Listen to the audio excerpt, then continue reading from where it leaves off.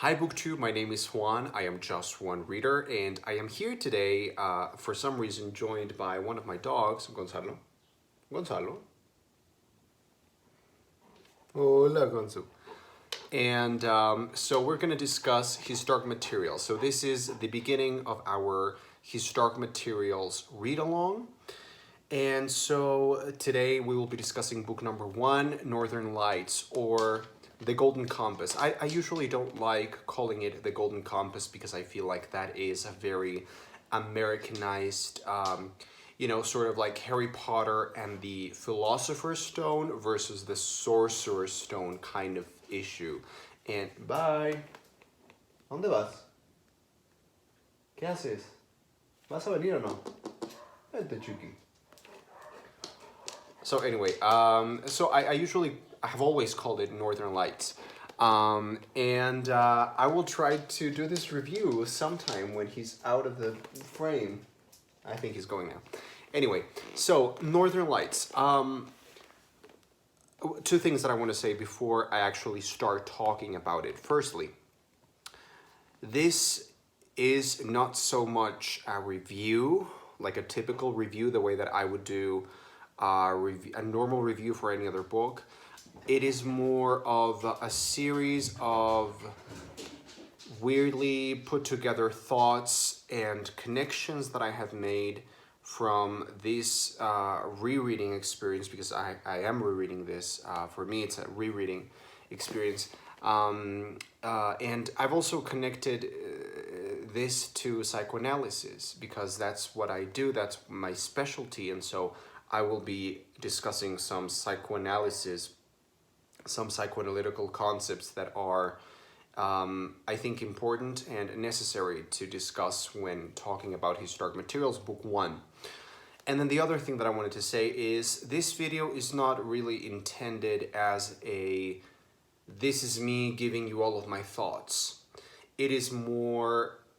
It's intended more as a sort of opening for future conversation. So the whole purpose of having a read-along and reading this book and this series with more people is to have a discussion, a group discussion. So I really want to hear from you guys. I want to hear and read your thoughts, your questions, your opinions, and we can do that in the comments, in the comment section for this video. So the first thing I want to do is I want to show you some of the editions that I own of this book. This is a new edition that I just purchased. ¿Te puedes callar? Gracias. Anyway, so this is a new edition that I just purchased at Oxford University in England, which is where the book takes place, at least the opening portion of the book. And so I wanted to get a copy, an Oxford-bought copy of the trilogy. And so this is book 1, and it is shiny and beautiful. It is the 20th anniversary edition, but now I'm going to show you some of the other editions of the same book that I own. So the first one that I want to show you is actually in Spanish, because it's the first one that I ever read. I read this book, Luces del Norte, when I was around 12 or 13, and my English was not very good.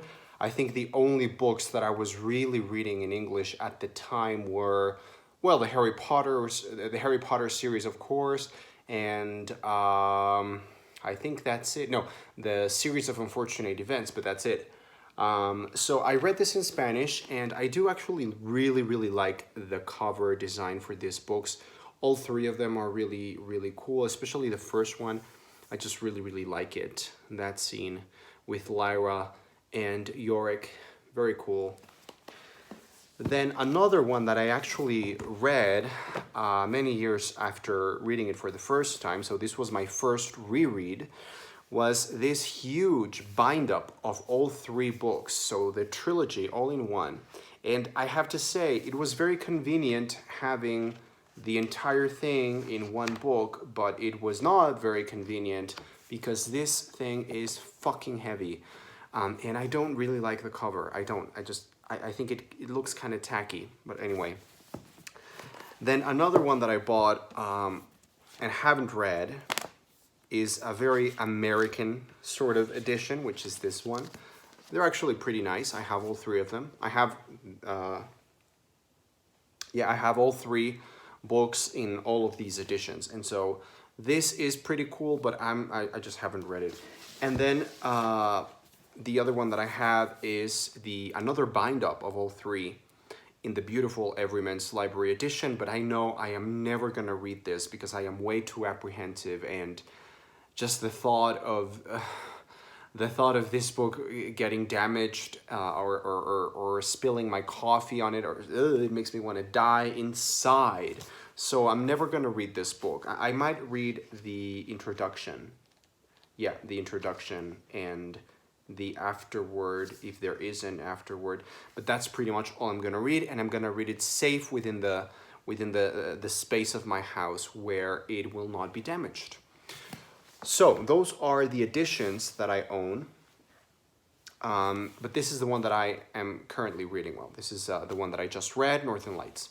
So let's get into the discussion properly. So I don't really want to say a lot in terms of the literary qualities of this book. I mean, because if we go through the literary qualities, I think we're going to cover the same ground that everybody who's reviewed this book has covered already, so there's no point in me just repeating stuff again. So basically, I think the characters are really great. I think they are fairly three-dimensional, considering this is a children's young adult fiction book, so they are pretty interesting and well drawn. The plot is, I think, very well paced. I never found the story dull or uninteresting. But I do think that there's a reason why this one is my least favorite book of the trilogy. That is correct. This is my least favorite of the trilogy.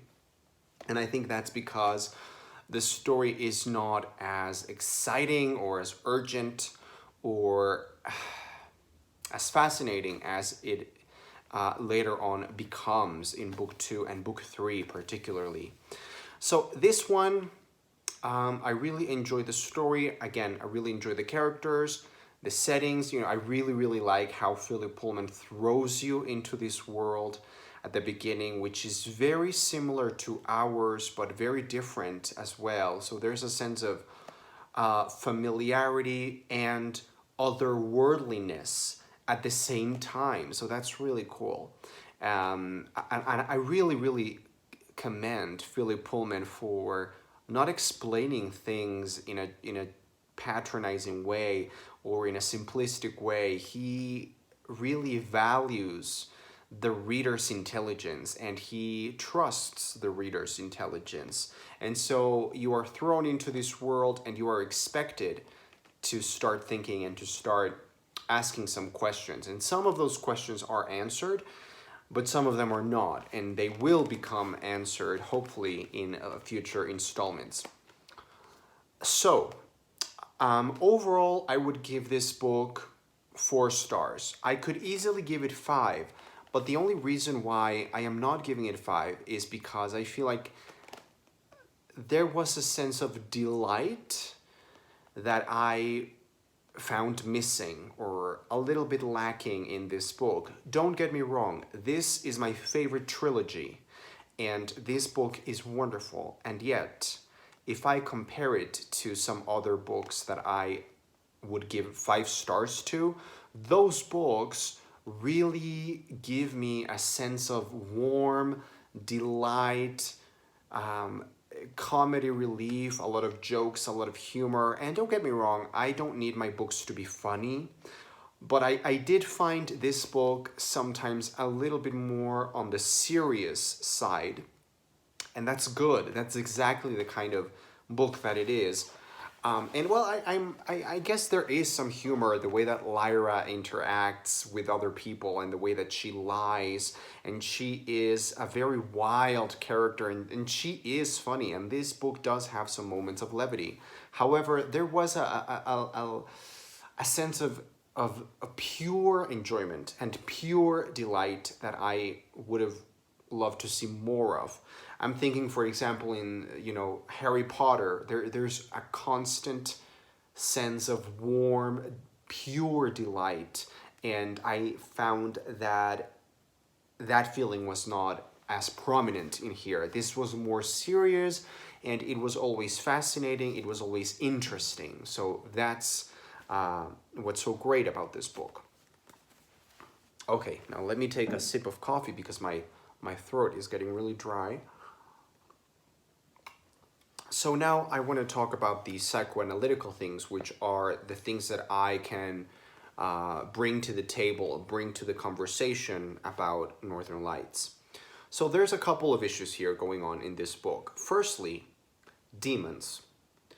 So demons are a weird expression, manifestation, form in which some human characteristics show. Demons are, in a way, a reflection, a mirror of identity. They are also a reflection or a manifestation of sexuality, most importantly, sexuality.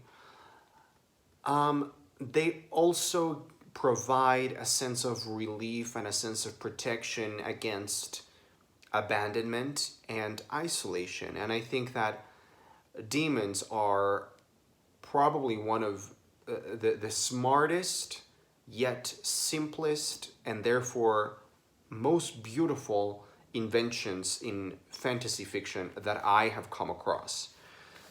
So there's a couple ways in which I can interpret demons from a psychoanalytical point of view. The first one is demons as a transitional object. Okay, so what do I mean by this? The term transitional object is a psychoanalytical term that was coined by British psychoanalyst and pediatrician Donald Winnicott, who is one of the most highly regarded psychoanalysts, and he's one that I am very, very fond of. I really follow him very much.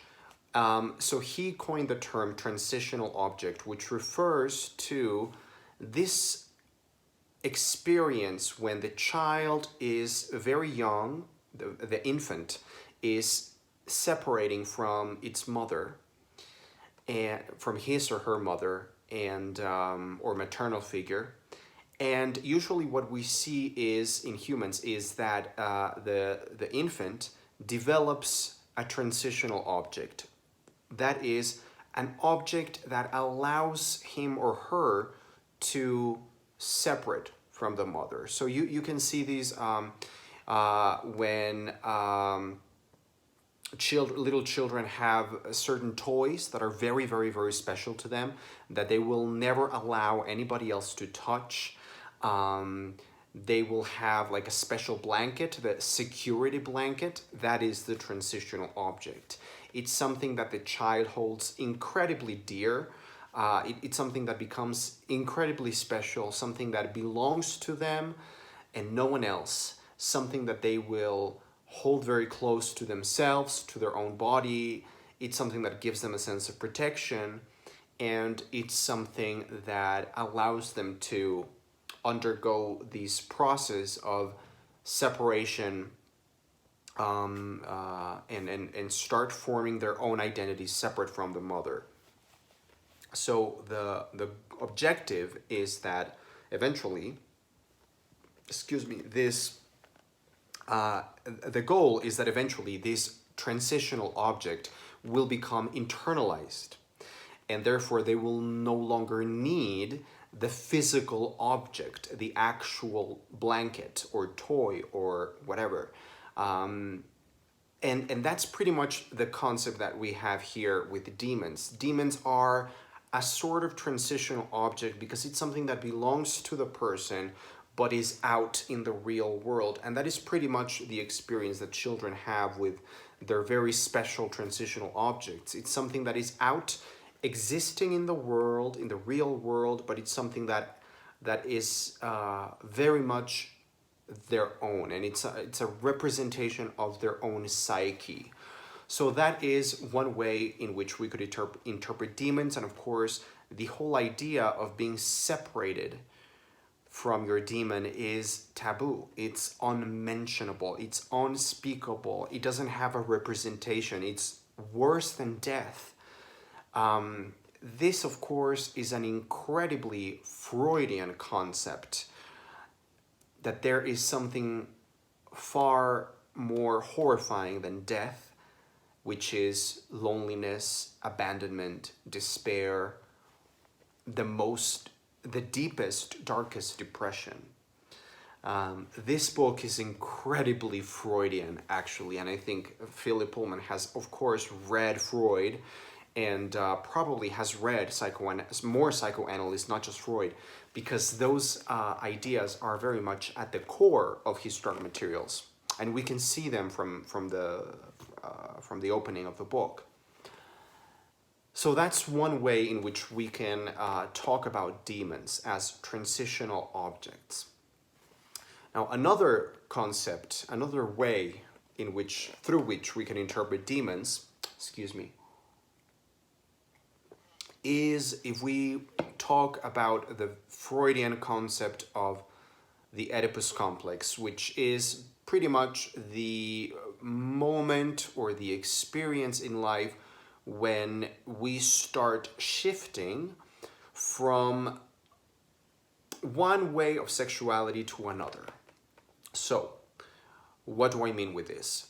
Previous to the Oedipus complex, when we are very young, ages 1, 2, 3, 4, 5, we have what Freud called a perverse kind of sexuality, a very multi-faceted, multi-shaped sexuality. What that means is that sexuality is not fixed, it's not mature, it's always changing from one point of the body to another.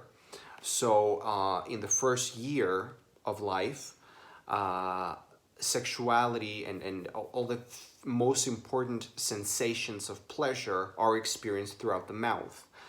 In the second and third years of life, the same feeling of pleasure and excitement of the body comes through some other places. And so that sort of neurological way of experiencing pleasure is changing throughout development. And then we reach a stage in development which Freud coined the Oedipus complex. And in this Oedipus complex, we shift from one mode of sexuality experience to another one that is a little bit more mature. And the whole idea, the whole process of the Oedipus complex is supposed to make us have a more mature experience of sexuality if we solve the Oedipus complex in a satisfyingly enough way. So one of the things that we all have to go through is castration, the castration complex, which is part of the Oedipus complex. And this is an idea that is also here. Because here in Northern Lights, we have the horrible idea of children being separated from their demons. And what is the tool that they use? It's a guillotine. It's a blade. It's a blade of steel that cuts the supreme, sacred, essential bond between child and demon. We can interpret this from a transitional object kind of point of view, like separating the child from the transitional object would cause horror, or we could interpret it as an Oedipus complex, castration complex representative. So in the Oedipus complex, there is this thing called castration, which is normal, and we all have to go through castration. You watching and me, we all have to be castrated in order to live in the world. What is castration? Castration is not a literal physical process. Of course not. It's just a word that we use for a process of separating our own identity from our parents. That's it. That is castration. Castration is the process through which the very small child in the Oedipus complex, so age 5, 6, 7, starts separating from their parents, and they realize that they are not the only thing in the world. They realize that the world is big and there's many people in the world, and that the child is not the center of it. So Freud referred to the child as realizing that he's no longer His Majesty the baby. So before the Oedipus complex, prior to the Oedipus complex, the baby experiences himself or herself as His Majesty the baby, like they are the everything of their parents' desire, because they are. But once they reach the Oedipus complex, castration happens, and that means that the baby or the child has to realize that they are not the only thing in their parents' lives. They are not the only thing that their parents desire. There's more than just me. That is castration, and that is very well symbolized in the book through this metaphor of cutting or intercision. So, those are some of my thoughts on his Dark Materials, Book 1, Northern Lights. But again, this video is not meant to be like a lecture, like, oh, this is me and just listen to me. I want to hear from you guys. So if you are reading along with me, please leave your comments down below. I am dying to see and hear and read what more people think of this book, because it is one of my favorite books. It is my favorite trilogy, and I've read it many times, and so reading it now as an adult with more experience, with clinical experience in particular, is very fulfilling and very satisfying to me. But of course, part of the joy is reading it with you. So let me know, what have you thought? What were your thoughts on Book 1? And of course, look forward to the next video in this series, in which we will discuss Book 2, The Subtle Knife. Thank you. Wait, I forgot something really important that I wanted to say, and that is about the alethiometer. So the alethiometer, which I'm going to show you right here because I have my own replica, they used to sell this over at the Noble Collection, which was a very famous website of memorabilia and replicas and stuff. So this is the replica that I own, made by the Noble Collection. This is, of course, inspired by the horrible Golden Compass movie. So this is a replica of that, and it is, of course, beautiful and one of my most treasured possessions. But anyway, what I wanted to say about the alethiometer was, I think the invention of the alethiometer is absolutely genius, because it is a magical object in the typical sense. Philip Pullman has done something remarkable here, again, just as he did with the demons. Demons and the alethiometer are examples of magical fantasy tropes in a way, but they are different. They are subverted. Basically, the idea of the alethiometer is that it is an instrument that tells you the truth. And the thing that makes it work, the thing that makes it tick, is dust itself, which is a scientific, it's an elementary particle. It's a scientific notion. So I love the idea of the alethiometer in and of itself. I think it's really, really, really fascinating. I could read an entire book about alethiometers. However, that's not the point. The point is, I think it's supremely interesting how Lyra learns how to read the alethiometer. It is described as a strange state of mind that she has to put herself in. It's described as a kind of dreamlike state, sort of walking around in the dark and feeling your way around you.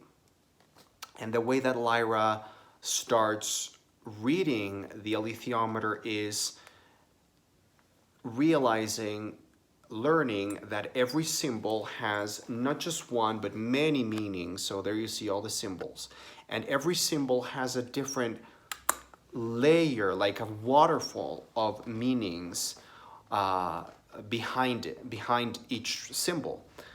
And so she starts reading things in one level, which is surface level, but then in many other levels.